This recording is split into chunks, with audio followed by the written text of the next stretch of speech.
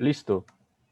Hola a todos, buenas tardes, sean bienvenidos ya a nuestra quinta sesión del seminario interno del Grupo de Ingeniería Lingüística.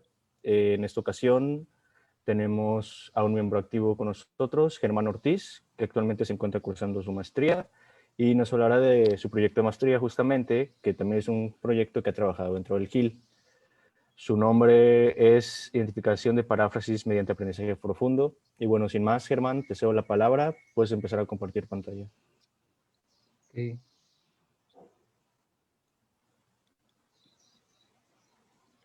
Bueno, me parece que ya le están viendo. Así es. Entonces, bueno, como bien comenta Sergio, pues yo les quiero platicar de una manera muy general sobre este proyecto de detección de paráfrasis, que bueno, como ya escucharon la plática de Mauricio hace un par de semanas, pues en el grupo de Ingeniería Lingüística se está trabajando en la creación de un corpus de paráfrasis en español. Entonces, bueno, pues esta plática es de cierta manera, una continuación, pues para que veamos cómo podemos trabajar este tema desde un enfoque del aprendizaje de máquina. Entonces, bueno, un poco de lo que les voy a platicar, pues es la introducción, en qué consiste la paráfrasis, solo para refrescar un poco lo que ya se explicó, en qué consiste el aprendizaje automático, cómo vamos a definir este problema, los recursos que tenemos disponibles para trabajar, y los primeros experimentos que se han realizado, que yo he realizado, utilizando este enfoque, les voy a explicar pues qué medidas utilicé, qué algoritmos utilicé, cómo estoy evaluando el rendimiento del sistema y pues los resultados obtenidos. Y pues bueno, al final les comentaré igual de una manera breve, pues hacia dónde me gustaría probar nuevas cosas para afrontar este problema. Entonces, bueno, ¿qué es la paráfrasis? Pues, bueno, de acuerdo con estos dos autores, Bagadi y Hobby, la paráfrasis la podemos definir como oraciones que transmiten el mismo significado utilizando una redacción diferente. ¿Esto qué quiere decir? Pues, de transmitir una misma idea, pero utilizando diferentes palabras. En el procesamiento del lenguaje natural, esta tarea es importante porque, bueno, nos va a permitir resolver tareas como es la respuesta automática de preguntas, la extracción de información y la traducción automática, entre algunas otras. Y bueno, ¿por qué es importante la detección de paráfrasis para estos temas? Es porque, bueno, como dice la definición, si nosotros tenemos muchas maneras de expresar una misma idea, entonces pues es conveniente darle el mismo tratamiento a la información a todas estas diferentes maneras y poder ofrecer resultados satisfactorios. Por ejemplo, en la respuesta automática de preguntas, si ustedes conocen estos foros como Quora o Yahoo Respuestas, entre muchos otros, pues muchas veces los usuarios pues hacen preguntas que ya se han hecho antes y pues algunas de ellas se pueden quedar ahí por mucho tiempo sin ser contestadas. En cambio, bueno, si utilizamos algún, algún sistema que utilice la identificación de paráfrasis, pues podríamos ofrecer información de manera más eficiente y más rápida. Bueno, una vez que ya tenemos una idea de lo que es el problema, pues existen muchas formas de afrontarlo. Nosotros, bueno, yo lo que quiero utilizar es el aprendizaje de máquina para resolver este problema. El aprendizaje de máquina, ¿qué es? Bueno, es utilizar métodos computacionales que nos permitan utilizar la experiencia para mejorar el rendimiento en la realización de predicciones. ¿Esto qué quiere decir? Que nosotros vamos a programar o a desarrollar un programa de computadora en el que nosotros le digamos qué tarea queremos resolver, pero sin darle instrucciones específicas para esto. ¿Esto a qué se refiere? Bueno, que la experiencia, a lo que se refiere en este sentido, es que el sistema va a aprender de los datos que previamente nosotros le podemos proporcionar. Y bueno, este enfoque es práctico o se presta a utilizar en dos escenarios. Uno es cuando la complejidad del problema. ¿Esto qué quiere decir? Hablando específicamente del problema de la paráfrasis, resultaría imposible que nosotros le digamos al sistema que le demos pares de oraciones y le digamos todas estas son paráfrasis o todas estas no son paráfrasis, porque pues prácticamente las oraciones que se pueden producir en un idioma son infinitas. Y otro es la necesidad de adaptabilidad. ¿Esto qué quiere decir? Que el sistema va a ir aprendiendo, va a ir reconociendo comportamientos de diferentes hablantes y de diferentes regiones, a diferencia de la programación tradicional, en la que una vez que nosotros definimos las reglas, pues estas se quedan estáticas y el programa nunca va a cambiar para nada. Entonces, bueno, ya tenemos una idea de lo que es el aprendizaje de máquina. Y para afrontar este problema de paráfrasis, lo podemos definir como un problema de clasificación. La clasificación consiste en asignar una categoría que nosotros ya sabemos previamente a cada elemento de los datos que se tienen.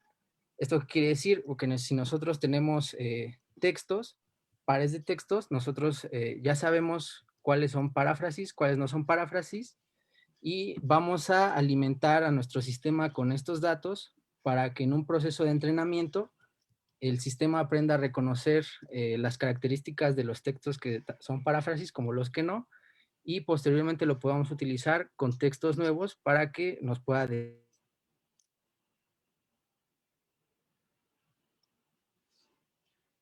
Germán, has apagado tu micro. Sí, perdón, no sé qué pasó. Bueno, vuelvo a comentar, no sé en qué momento Sí. se fue. Entonces, les decía que para afrontar este problema lo podemos definir como un problema de clasificación en el cual nosotros vamos a asignar una categoría a cada uno de los elementos de nuestros conjuntos de datos. En este caso, pues son textos que vamos a tener definidos como paráfrasis o como no paráfrasis. Entonces, bueno, las clases son las categorías a las que pertenecen cada elemento, como les mencionaba, son paráfrasis o no paráfrasis. Entonces, bueno, dentro del problema de clasificación, específicamente para este caso, pues vamos a tener un problema de clasificación binaria. Entonces, esta imagen muestra un diagrama general de cómo es el flujo de este tipo de problemas, en el que, bueno, nosotros vamos a tener nuestro conjunto de textos, de pares de textos, en los que vamos a tener una etiqueta para cada par. Estas etiquetas corresponden a, como ya les mencionaba, cuáles son paráfrasis o cuáles no.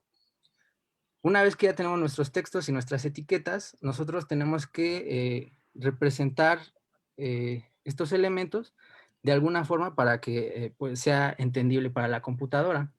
Entonces, lo que tenemos que hacer es extraer características. Las características son medidas o son cosas que nosotros vamos a poder utilizar para representar nuestros textos de una forma que se muestre la información que nosotros queremos clasificar. En este caso, pues queremos encontrar qué son paráfrasis o cuáles no. Una vez que nosotros ya tenemos las características para representar nuestros textos, vamos a obtener un vector de características y vamos a alimentar nuestro algoritmo de aprendizaje automático. Este algoritmo, a través de un proceso iterativo, va a aprender ciertos parámetros. Ahorita, bueno, no importa mucho entrar en detalle, pero va a aprender ciertos parámetros y entonces, una vez que acaba este proceso de entrenamiento, como pueden ver en la parte de abajo, vamos a utilizar textos que no se han visto antes en este proceso de entrenamiento y los vamos a pasar, bueno, una vez igual que obtengamos sus características y obtengamos su vector de características, los vamos a pasar por el modelo que previamente nosotros entrenamos y vamos a ver si clasificó correctamente los textos que nosotros le pasamos.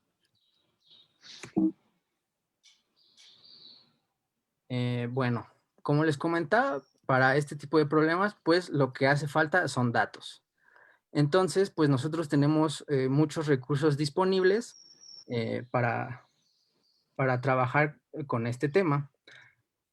Algunos, los más importantes, es por ejemplo el corpus de paráfrasis de Microsoft, que fue desarrollado en el año 2005. Y bueno, este corpus tiene un total de 5.801 pares de enunciados que están etiquetados, como les comentaba, como paráfrasis o no paráfrasis. Y bueno, de los cuales 67% pertenecen a esta clase de paráfrasis. El segundo corpus que que se ha utilizado para atacar este problema, para resolver este problema, es uno de preguntas duplicadas de la página de Quora, que como ya les había comentado antes, pues se ha utilizado para la cuestión de responder preguntas de manera automática. Este corpus contiene 400.005 pares de preguntas, de las cuales 37 corresponden a preguntas duplicadas. Esto lo podemos definir como paráfrasis de las preguntas, y el 63% corresponden a preguntas no duplicadas. Y por último, tenemos otro corpus de paráfrasis de la página de Webis, que igual tiene 7.859 pares de textos, y tenemos una distribución de 52% de paráfrasis y 48% de no paráfrasis. Abajo de la presentación pueden encontrar los links donde se encuentran estos corpus. Y bueno, el primero, el de Microsoft, está en la referencia del artículo, ahí lo pueden encontrar, más adelante lo podrán ver. Entonces, bueno, como pueden ver, pues la mayoría de estos corpus están desarrollados como pares de documentos o pares de enunciados y su etiqueta correspondiente. Entonces, bueno, ya que tenemos un panorama del enfoque que se va a utilizar y de los recursos que tenemos disponibles para resolverlo, pues ya lo que sigue es pues desarrollar experimentos, ir probando diferentes características, diferentes algoritmos de aprendizaje para medir su rendimiento y poder realizar una evaluación de los sistemas que se proponen. En primera instancia, los primeros experimentos que se realizaron fueron utilizando el corpus de paráfrasis de Microsoft, y como características para los textos se utilizaron medidas de similitud textual que además tienen información semántica de los textos y fueron proporcionadas por estos autores, por Álvarez Carmona, en el año 2018. Y bueno, ¿de qué van estas características? Son dos. La primera está basada en el coeficiente de Jacquard. Esta medida de similitud está basada en la teoría de conjuntos, y lo que nos permite determinar es qué tanto coinciden las palabras de uno y otro texto. Como pueden ver, es la división de la intersección de los conjuntos del vocabulario de palabras que componen cada uno de los textos sobre la unión de los conjuntos de ambos vocabularios. Sin embargo, como les comentaba, esta medida tiene información semántica que se proporciona a través de la función softmatch, porque, bueno, si bien yo les comentaba al principio que la paráfrasis es decir una idea con palabras diferentes, entonces tiene sentido utilizar esta información, porque pues no precisamente vamos a encontrar las mismas palabras en ambos textos. Entonces esto nos va a permitir tener una similitud más real, mitigando un poco esa cuestión de que las palabras no siempre van a ser las mismas. Entonces, como les comentaba, B subíndice A y B subíndice B, corresponden al vocabulario de los textos que tenemos, de los textos A y B. Y B' subíndice A y B' subíndice B son las palabras que no están sobrepuestas en los textos A y B. ¿Esto qué quiere decir? Que las palabras que están en el texto A y no están en el texto B, y viceversa, las palabras que tenemos en el texto B y no están en el texto A. Bueno, y en último, para calcular este valor de la función softmatch, lo único que se hace es, para cada una de las palabras que están contenidas en estos vocabularios, vamos a obtener la similitud que se tiene entre ellas y realizar una suma de todas estas. Como les comentaba también al principio, lo que nosotros estamos utilizando para representar los textos son vectores.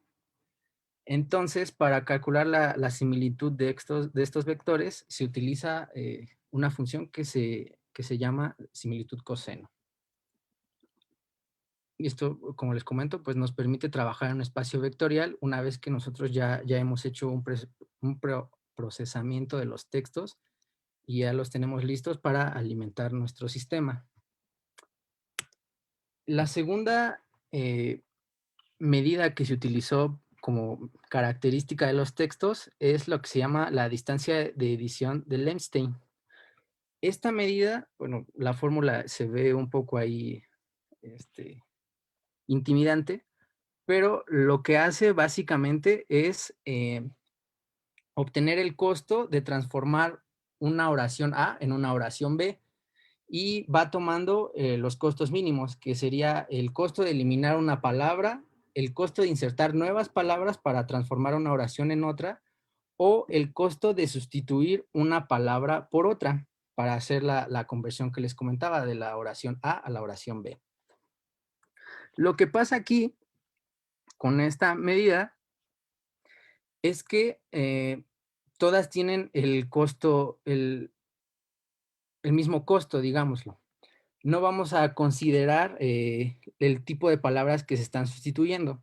Entonces, lo que busca esta medida es que la eliminación de una palabra esté afectada por si la eliminación se hace, si es una palabra semánticamente parecida a una palabra tau, que lo que hace esta palabra es una palabra general que nosotros predefinimos desde antes, y el objetivo es que entre más rara sea la palabra que se va a eliminar, podemos suponer que está aportando mayor información al texto y tenga un costo mayor su eliminación.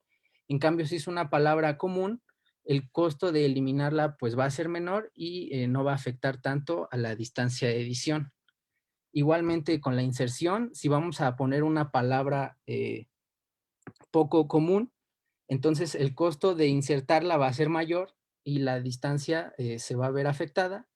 Y finalmente la sustitución, si vamos a sustituir una palabra del texto A por una en el texto B que son muy parecidas, entonces el costo va a disminuir.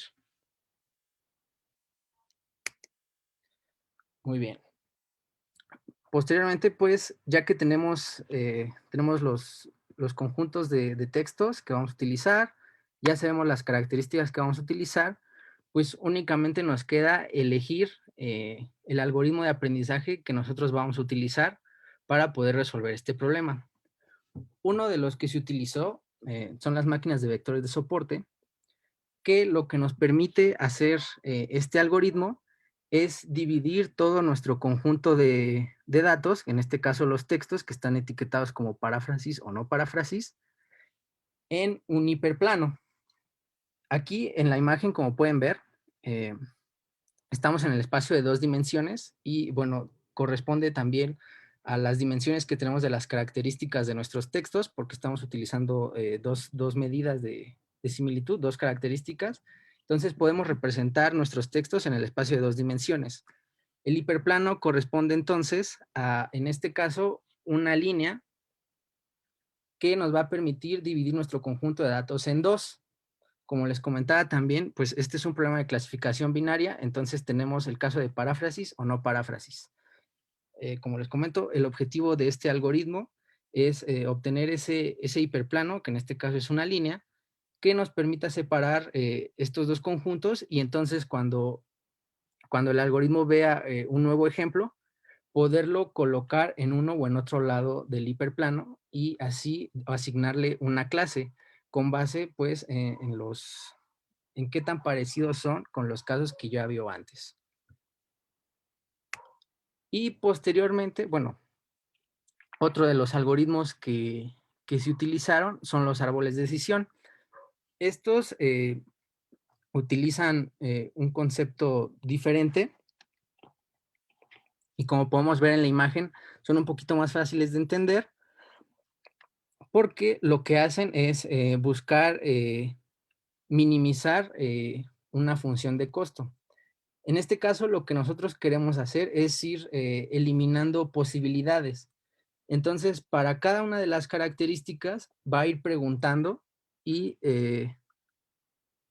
haciendo un desglose hasta que nosotros tengamos una clase. Como pueden ver, por ejemplo, hasta arriba, en la parte de hasta arriba, donde tenemos el primer nodo con X subíndice 1, esto lo podemos ver como un texto de entrada y nosotros vamos a hacer preguntas del tipo sí o no. Entonces vamos a preguntar, la característica 1 es mayor o menor a tal valor, y con base en las respuestas vamos a ir pudiendo eliminar opciones, y conforme vayamos bajando en el árbol, pues vamos a ir descartando cada vez más y más hasta que nosotros le podamos asignar una clase, que en este caso pues es paráfrasis o no paráfrasis. Y bueno, ya que nosotros realizamos el entrenamiento de nuestros algoritmos, pues tenemos que determinar qué tan bien trabajaron. Y para esto, pues necesitamos utilizar alguna métrica que nos permita cuantificar esto, porque, bueno, no podemos simplemente decir, ah, pues sí funciona o no funciona bien. Entonces, bueno, lo que nosotros buscamos con estas métricas es contestar una pregunta, que es que si nuestro sistema generaliza bien para casos que no vio durante su proceso de entrenamiento. Entonces, utilizamos 4 medidas básicas, son las que mayormente se utilizan para problemas de clasificación en el aprendizaje de máquina. Y bueno, la primera es la exactitud, que nos va a decir la fracción de predicciones correctas que hizo nuestro sistema. ¿Esto qué quiere decir? Que de todas las predicciones que hizo, vamos a dividir el número de predicciones correctas sobre el número total de predicciones que hizo nuestro sistema. Que bueno, aquí están indicados como verdaderos positivos o verdaderos negativos. ¿Esto qué quiere decir? Que clasificó de forma correcta paráfrasis y que clasificó de forma correcta no paráfrasis sobre los verdaderos positivos, que son los casos que son paráfrasis y se clasificaron como paráfrasis. Los verdaderos negativos son aquellos que estaban etiquetados como no paráfrasis y clasificó como no paráfrasis. Los falsos positivos, que corresponden a aquellas instancias que estaban etiquetados como no paráfrasis, pero el sistema clasificó como paráfrasis. Y los falsos negativos, de forma análoga, lo que hacen es que clasificó como no paráfrasis cuando realmente sí había paráfrasis. La segunda medida de evaluación, la segunda métrica de evaluación, es la precisión. Esta lo que nos va a decir es qué porcentaje de predicciones positivas hechas por el sistema, en este caso cuáles sí fueron paráfrasis, fueron hechas.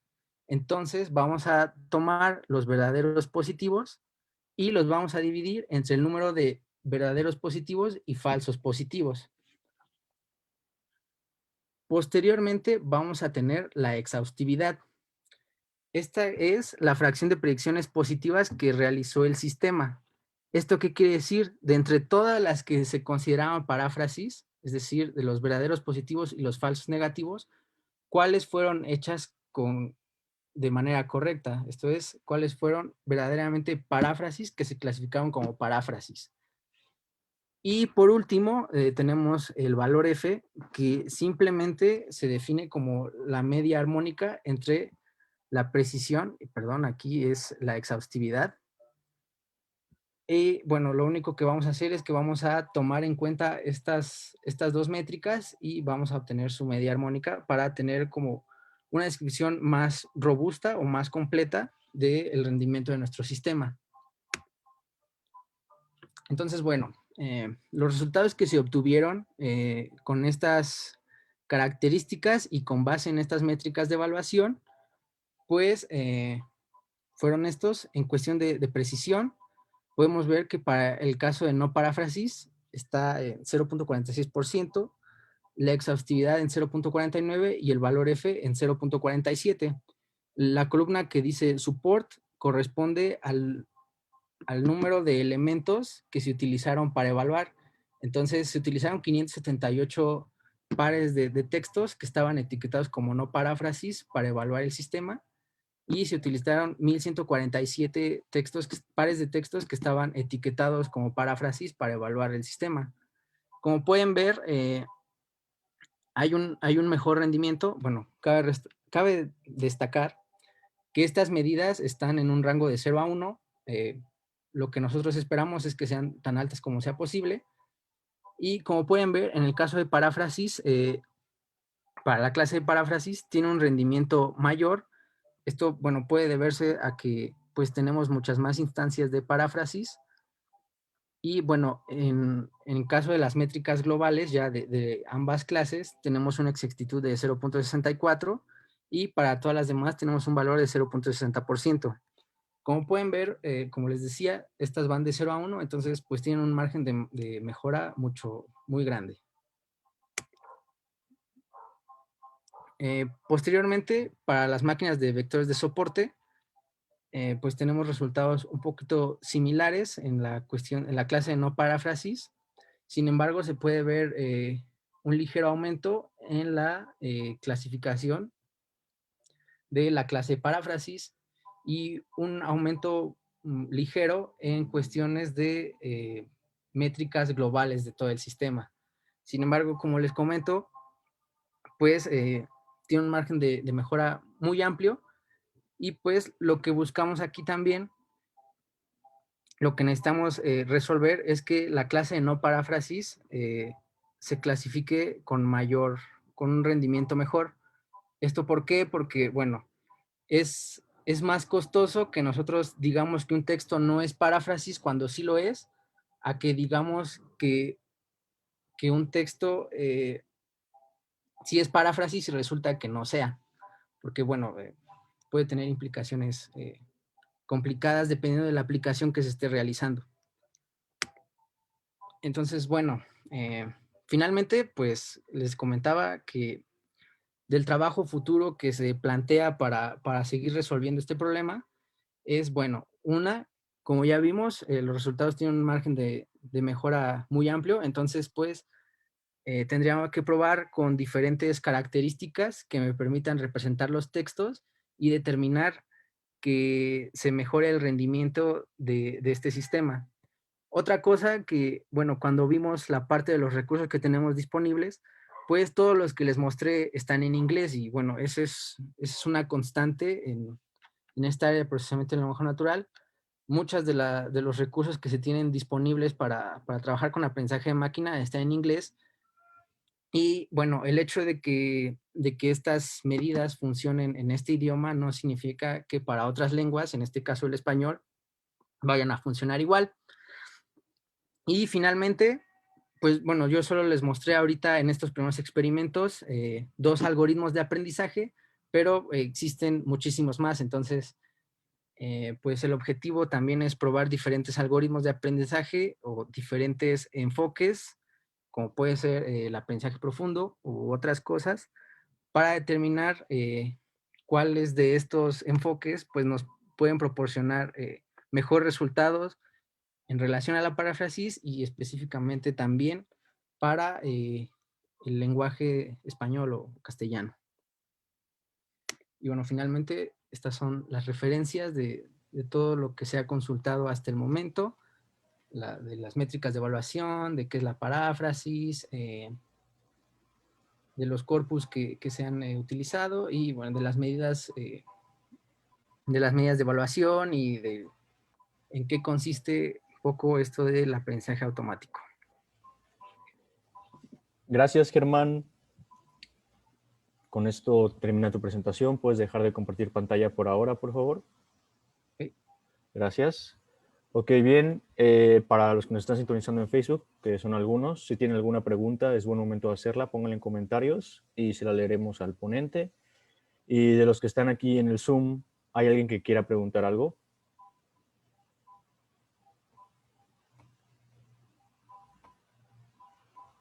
Yo tengo una pregunta.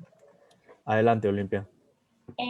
Este tipo de estrategias, Germán, ¿puede funcionar por ejemplo, con bancas digitales? ¿Puedes hacer a la máquina que responda a preguntas específicas de un cliente y lo responda sin tener que checar todo un menú que a veces no lleva a donde quieres llegar? ¿Se puede hacer así de objetivo? Pero bueno, en el sentido como de atención al cliente o en qué escenario lo Ajá. O sea, si hay una lista de preguntas específicas para resolver duda de un cliente, si se la puedes hacer a la máquina por teléfono o vía chat, que ves que contesta una inteligencia. Ah, sí, bueno, ajá, estos son otro tipo de aplicaciones que son por ejemplo, los agentes conversacionales o los chatbots, que, bueno, de una manera similar, pues reciben un entrenamiento con las preguntas comunes, sí, o sea, se alimentan con las características comunes que va a tener la interacción, dependiendo del ámbito en el que se va a desenvolver, en este caso el banco, y pues es lo que permite que conteste. No sé si respondí tu pregunta. Sí, es que luego a mí me pasa que pregunto en un chat de internet, no sé, un sitio de bibliotecas digitales o incluso de las bancas digitales y no resuelven. Entonces, siempre he tenido conflicto con por qué no se resuelve si es una pregunta objetiva, pero pues bueno, supongo que se puede afinar en su momento, ¿no? Si ya es posible realizarlo, es Sí, posible afinarlo. mucho tiene que ver cómo se entrenen, con qué recursos se entrenan estos sistemas. Ok, Ok. gracias. Tenemos una pregunta en Facebook, entonces la voy a leer. Okay. Anita Messina pregunta, muy buena presentación, gracias. Entré algo tarde y quizá lo mencionaste, pero mi pregunta es, ¿qué tipo de características tomaste en cuenta para la clasificación de los textos? Bueno, para este caso, no sé, igual les puedo compartir la pantalla otra Sí, vez. adelante. Entonces, bueno, sí lo mencioné. Para este caso se utilizaron dos medidas de similitud textual que además están enriquecidas con información semántica de las palabras. La primera es el coeficiente Jacquard, que les comentaba que está basada en la teoría de conjuntos y lo que nos permite determinar qué tan similares son estos conjuntos. Y la información semántica lo que aporta es que si bien aunque no haya coincidencias específicas de las palabras, pues nos va a permitir asignarle cierto costo a que las palabras que están contenidas en estos dos conjuntos, en este caso los textos A y B, que queremos determinar si son paráfrasis o no, las palabras están relacionadas semánticamente o son parecidas. Y la siguiente, bueno, la otra medida que utilicé es la distancia de edición de Lemstein, que esta básicamente lo que hace es dar el costo mínimo que tiene convertir una oración A en la oración B. Y bueno, igual lo que nos aporta la información semántica en este caso es que el costo de eliminación, inserción o sustitución de palabras se ve afectado si, bueno, la sustitución se va a dar por palabras similares o si la eliminación y la inserción va a ser de palabras que no aporten un significado, mucho significado a este texto. Por eso, bueno, para el caso de la eliminación y la inserción, se utiliza una palabra predefinida tau, que lo que nos va a permitir, bueno, esta palabra general, cuando la comparamos con la palabra que se va a eliminar o insertar, pues si la distancia es pequeña entre estas palabras, entonces quiere decir que la palabra que vamos a eliminar o insertar no aporta mucho al texto y le podamos dar un costo más bajo. En cambio, si la palabra predefinida es distinta, muy distinta a la palabra que queremos eliminar o insertar, pues significa entonces que en este texto esa palabra es muy importante para el significado que está aportando. Y bueno, para estos experimentos fueron las que se utilizaron. Gracias, Germán. Todavía tenemos algo de tiempo. Entonces no sé si alguien interno quisiera preguntar. Por ahora en Facebook no hay nada. Creo que yo tengo una pregunta a continuación de lo que acaba de contestar Germán. Sí, adelante. Estas características que acabas de dar, ¿se comparan entre los que tienes clasificados como paráfrasis y no paráfrasis, o el original del que se hizo la paráfrasis está jugando como algún papel en esto? Bueno, las medidas se obtienen a partir de pares de texto, que como dices están etiquetados con paráfrasis y no paráfrasis. Ok, pero ninguno de esos es el original, sino una paráfrasis y una no paráfrasis del original. No, sí, sí, los pares de textos lo podemos ver como original y sospechoso. Entonces, sí se utiliza, digamos, un texto original. es que me causa conflicto porque, o sea, por ejemplo, si tú tienes un original y una paráfrasis del original, ¿cómo puedes saber cuál es la paráfrasis y cuál es el original? Ah, ¿Solo bueno. por la etiqueta? Ajá, en este caso, pues para el aprendizaje automático, sí, porque es la única información que nos está aportando el conjunto de datos. Sí, porque, bueno, sería interesante eso, ¿no? O sea, finalmente cualquiera de los dos podría ser una paráfrasis del otro, ¿no? Sí, pero bueno, yo creo que ahí o sea, eso que dices, pues se responde antes en la creación del corpus. Sí, Depende. claro, también te iba a preguntar sobre el corpus si conocías más, pero ya creo que ya me queda claro. Ok. Gracias. Bueno, no sé si puedo añadir un comentario. Cuando en las aplicaciones del mundo real quieres mirar si dos oraciones o dos textos están parafraseados, no quieres saber cuál es el original, sino quieres saber si están copiados, digamos, uno del otro. No es como una búsqueda de cuál era el original del que se copió, sino simplemente saber si existe similitud entre ellos. O sea, no es una cosa literaria o así, ¿no? Sino simplemente algo que te ayude a determinar la distancia que hay entre dos textos. Bueno, todos ustedes saben qué es esto de la paráfrasis porque todos han colaborado a hacer el corpus, ¿no? Entonces, pues ya saben. Ok, Y también respecto a lo que decía Olimpia, yo creo que esto es una aplicación de la paráfrasis. Una vez se determine si una cosa es paráfrasis o no. Ya saben ustedes que los chatbots actuales o los agentes no son tan inteligentes como nosotros pensamos que son. Tienen seguramente una lista de preguntas, ¿no? ¿A qué hora sale este tren? ¿Qué tengo que hacer para comprar mi boleto? Etcétera. Entonces se podría hacer un sistema donde tú haces una de esas preguntas, pero no siempre la vas a hacer de la misma manera. Puedes decirme, ¿podría decir, por favor, si sería posible que yo comprara un boleto para...?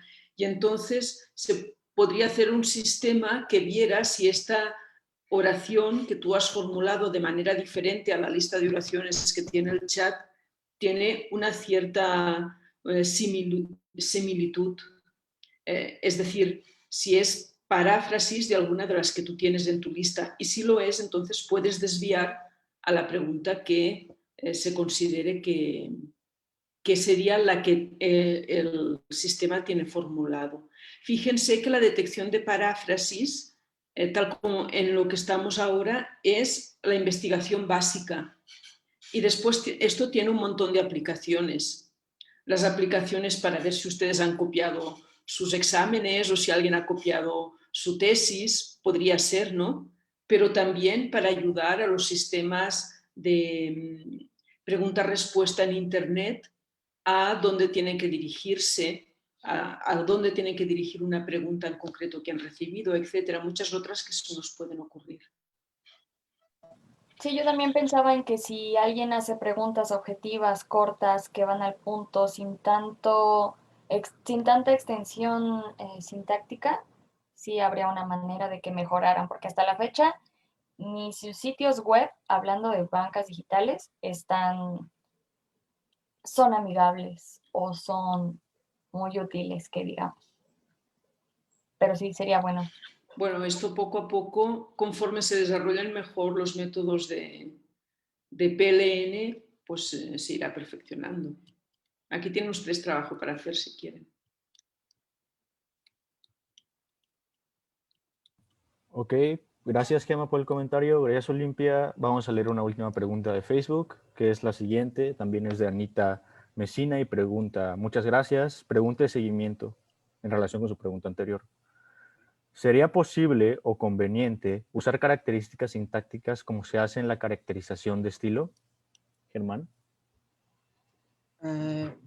Bueno, o sea, una respuesta pues sería que habría que probarlas, pero bueno, en un principio pues son aplicaciones distintas.